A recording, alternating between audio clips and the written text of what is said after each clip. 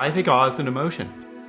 We currently think there are about 20 different emotions that humans have evolved.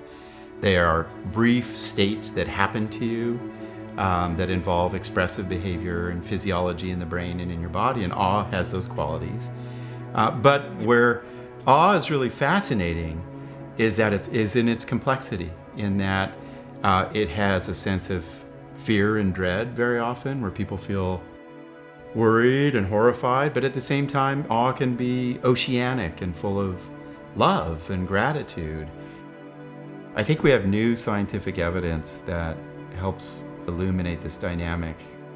In this work, in 26 different countries, right? And we did this intensive survey, like an examination of like, what does awe mean to people in Middle Eastern countries, and Pakistan, and India, and Canada, and Western European countries, all over the world. And what we're starting to pull out is, I think in some sense, there are these two fundamental kinds of awe. And one is horizontal, and it happens more in Canada and the US, and it's kind of, we're all the same, we're all equal, I'm similar to nature. It has this oceanic connecting quality to it. The other kind, which caught me really off guard, is a very vertical form of awe. And it's almost the kind of awe that you read about in religious history. There's the prophet who speaks to God, who gets the message, who is charismatic and unites people, but it's vertical. And it's top down, and there's a power hierarchy, and there's this authority structure. And here's what's amazing to me. Across countries, when we find countries that have this more vertical form of awe, is filled with fear. It is filled with closed-mindedness, right? It is imbued, this is really striking, with shame, with a sense of, I don't have a sense of agency, right?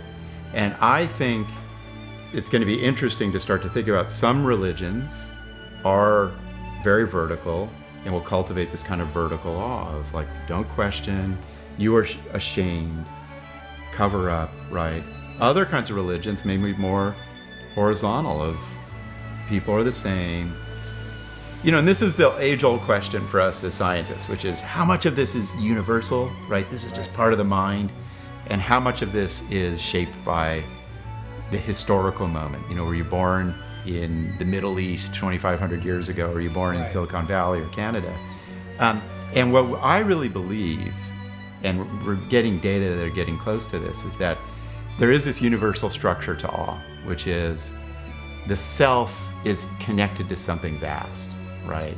I'm embedded in something vast. And I don't understand what's going on. I got to figure this out. It opens up the mind. But what the self connects to really varies. It might be this really formal religious structure. It might be Nazism, right? It might be, wow, we're in a culture that believes in all sentient beings, that everything's made of the same stuff. That's horizontal. So what the self connects to is going to vary dramatically, and then a lot of differences follow.